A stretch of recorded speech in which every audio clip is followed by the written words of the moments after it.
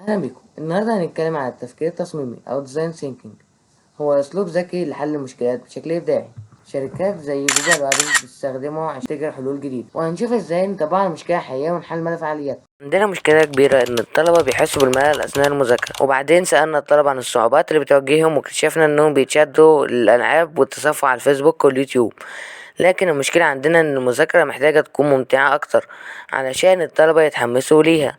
فكرنا في عمل تطبيق تعليمي بيحول الدروس لألعاب نكسر بيها الملل، وبعدين صممنا نموذج بسيط لتطبيق كويزات ونقاط تحفيزية. وبعد التجربة لقينا إن الطلبة بقوا متحمسين. التفكير التصميمي مش مجرد طريقة لحل المشكلات، لكنه أسلوب بيساعدنا نشوف المشاكل بزاوية مختلفة ونلاقي حلول عملية.